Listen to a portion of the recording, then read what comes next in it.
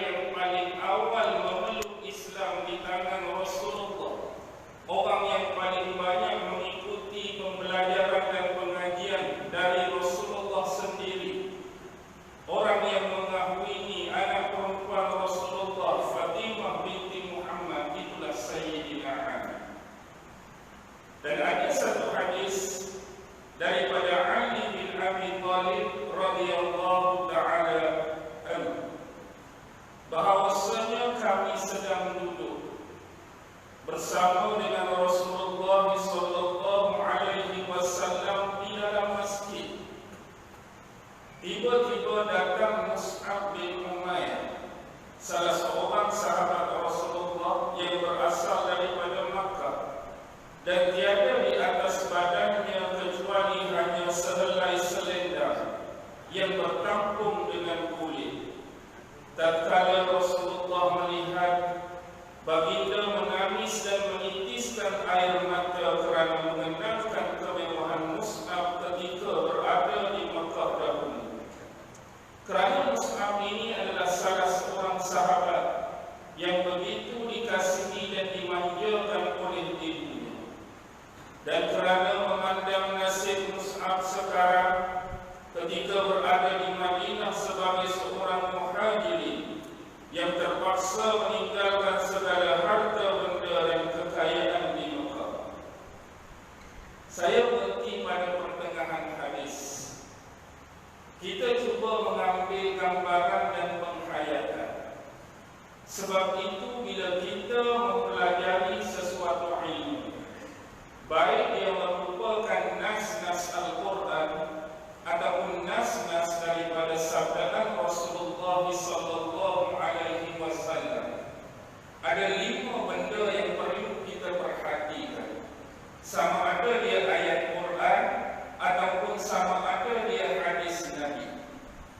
Yang pertama ialah kita kena membaca ayat Quran, kita kena baca hadis Nabi pun kita kena baca.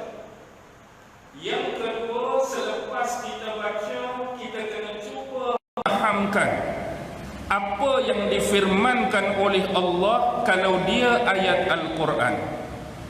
Kita kena cuba fahamkan apa yang disabdakan oleh Rasulullah kalau dia tu hadis Nabi. Pertama baca, yang kedua kena bagi faham. Jangan kita baca sesuatu tanpa kita memahaminya. Lebih bahaya kalau kita baca tanpa memahami apakah konteks ayat Al-Quran dan apakah konteks sabdaan Rasulullah sallallahu alaihi wasallam. Yang ketiga ialah menghayati. Kita baca, kita faham dan kita hayati. Apa maksud menghayati?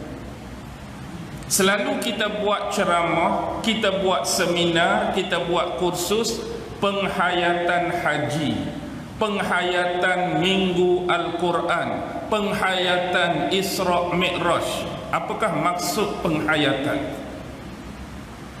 Apa dia maksud penghayatan?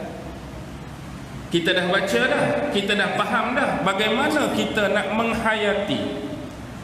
Kalau kita tengok pada lafaz penghayatan, kosa kata asas dia ialah hayah. Dan hayah ni adalah salah satu daripada sifat Allah yang kita belajar dalam ilmu Tauhid sifat 20. Apa maksud al-hayah? Yang maha hidup. Penghayatan bermaksud menghidupkan. Jadi bagaimana kita nak menghidupkan ayat Al-Quran yang kita dah baca dan faham tadi? Bagaimana kita nak menghidupkan nas hadis yang disabdakan oleh Rasulullah yang kita dah baca dan faham tadi? Bagaimana nak bagi dia hidup? Penghayatan ini perlu. Sebab dengan penghayatanlah seorang manusia boleh merasai apa yang difirmankan oleh Allah dan apa yang disabdakan oleh Nabi, dan membawa masuk suasana dan keadaan itu di dalam pemikiran dan jiwa dia. Seolah-olah kalau kita tengok satu filem, Kita bukan tengok filem tu sekadar nak tahu cerita. Kita bukan tengok filem tu sebab nak tahu siapa hero, siapa jahat, siapa heroin, cerita lagu mana.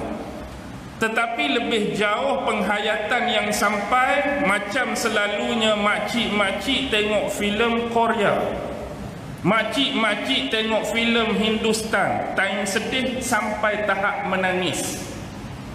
Orang yang tengok tanpa penghayatan macam kita, pernah menangis tak tengok filem? Oh, tengok lagu tu, hero kena belasap. Tapi ada orang tu sampai menitih air mata. Pasal apa dia boleh menitih air mata? Kita tak ada apa-apa, relate. Sebab dia menghayati kesedihan yang ditanggung oleh watak yang dimainkan oleh heroin tu. Oh, sedihnya, kesian dia kena cerai kat suami dia. Dia rasa sungguh peristiwa pengalaman dicerai dalam jiwa dia sampai dia boleh menangis. Kita cerai mampu dia tak? Ceritalah bagi kita.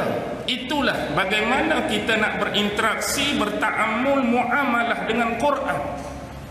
Sebab tu ada sesetengah manusia, bila kita bacakan kisah-kisah Rasulullah, kisah-kisah peperangan, contohnya perang Uhud, bagaimana baginda terluka, baginda terjatuh di dalam lubang, baginda patah gigi serinya, ada orang yang mampu menangis. Why? Sebab dia menghayati apa yang dirasai dan dilalui oleh Rasulullah. Seolah-olah dia hidup dalam peristiwa dan fenomena Uhud tadi. Tapi bagi orang yang nak tahu dan faham semata-mata tanpa penghayatan, dia dengar dan dia faham. Tapi orang yang boleh rasa kesakitan dan kepedihan yang dialami oleh Rasul, dia menangis, dia sedih. Inilah penghayatan. Selepas penghayatan, kita kena beramal. Amal apa yang kita belajar, kita faham dan kita hayati tadi. Dan yang terakhir, kalau kita ada kemampuan, sebarkanlah ilmu yang kita pelajari dan ambil daripada guru-guru kita.